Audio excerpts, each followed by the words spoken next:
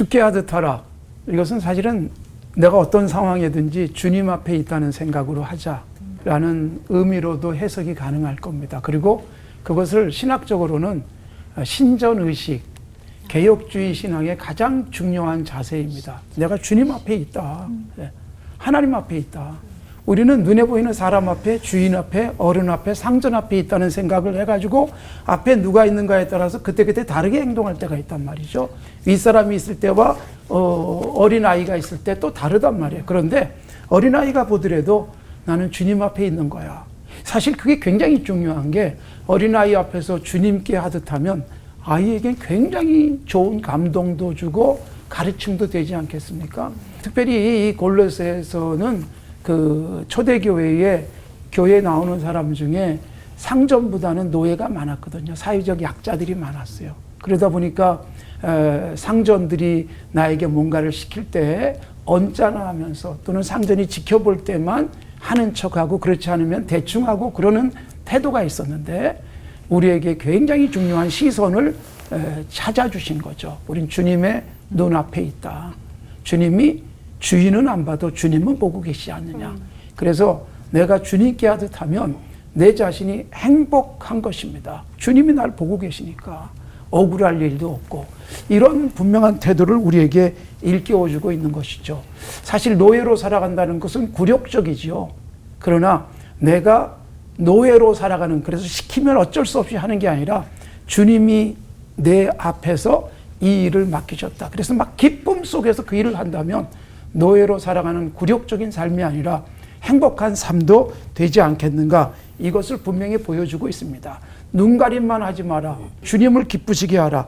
이런 말씀들도 바울 사도가 일을 대할 때의 자세로 우리에게 주시고 계시지만 일도 이것저것 가려가면서 또 앞에 있는 사람도 이 사람 저 사람 내가 구별해가면서 살아가기보다 절대적인 나를 지켜가는 태도.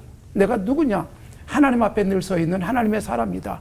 그런 자부심 갖고 일을 한다면 사실 그렇게 일하는 사람을 주인이 주의 깊게 살펴보면 야 쓸만하다. 그래서 길이 활짝 열릴 수도 있다는 걸 보여주고 있습니다. 그래서 우리가 이것은 사실은 그리스도인의 직장 생활 속에 적용할 수 있지 않습니까? 일하고 계시잖아요. 근데 일할 때마다 월급 받은 만큼만 일하자든가 볼 때만 하자 또는 유리한 것만 하자 이런 생각을 한다면 사실은 나는 비겁한 사람이 될 수밖에 없지요. 직장에 출근할 때 주님이 나를 보내신 곳으로 간다. 주님께서 나를 앉게 하신 그 자리에서 일을 한다라고 생각을 한다면 이건 정말 자부심 갖고 살아갈 수 있게 되지 않겠습니까? 그런 사람이 사회적으로도 인정받을 수밖에 없고 이걸 우리에게 분명하게 깨우쳐주고 있는 것입니다. 어떻게 보면 바울 사도 자신이 그렇게 살았습니다. 늘 주님이 보시는 그 시선에서 벗어나지 않는 태도. 저는 본문의 말씀을 가지고 이렇게 조금 더 적용해 보고 싶어요. 곤란할 때 어떤 때가 곤란하십니까? 하고 싶지 않은데 누군가가 시킬 때 이 곤란할 수 있잖아요. 그리고 또 이걸 하려고 그러면 좀 손해를 볼 수도 있다든가 내가 비용을 많이 지불해야 될 때 우리는 하고 싶지 않을 수도 있습니다. 그런데 그때마다 이것은 주님이 내게 주신 거야 라는 생각 가지고 일한다면 얼마나 행복하게 일할 수 있겠습니까? 그래서 주님의 시선을 의식하면서 살아가는 삶의 모습은 직장 생활이든 가정에서든 그리고 내 앞에 있는 사람이 남편이든 아내든 부모든 자녀든 친구든 형제든 언제든지 그런 모습으로 살아가는 사람은 사회적 신뢰도 얻을 수 있고 그런 사람에게 하나님께서는 길을 열어주신다고 하시지만 사실은 하나님께서 어떤 방법으로 열어주실까요? 그 사람을 인정한 사람들을 통해서 열어주시잖아요. 각자의 자리 잘하는 사람은 계속 일할 수 있도록 하나님이 길을 분명하게 여시고 또 든든하게 세워주시지 않겠습니까? 그런 기쁨의 삶을 살아가라. 노예로서 억지로 하는 삶이 아니라 주님이 나를 시켰다라고 하는, 주님이 나를 이 자리에 보냈다는 의식은 정말 내가 가장 즐겁고 행복하게 그리고 내가 하는 일을 가장 효과적인 열매를 맺을 수 있도록 하는 최고의 방법이다. 이렇게 우리에게 일깨워주고 있습니다. 저도 오늘 여러분 앞에 서 있는 것이 아니라 주님 앞에 서 있다. 생각을 가지고 말씀도 나누고, 그리고 사실 어린아이가 앞에 있어도 내가 주님 앞에 있다는 태도, 많은 사람이 있든 적은 사람이 있든 주님 앞에 있다는 태도로 말씀을 전할 수 있어야 된다, 그런 생각을 가지고 늘 마음을 다잡고 있습니다. 우리 모두가 그런 모습으로 살면 우리가 살고 있는 세상이 훨씬 더 믿을 만한 세상 되어지고 좋은 세상 될 줄로 믿습니다. 하나님 아버지 감사합니다. 우리를 세우신 자리에서 늘 주님 앞에 있다는 생각으로 나의 삶을 가꾸게 하옵소서. 아멘. 예수님의 이름으로 기도드리옵나이다. 아멘. 아멘.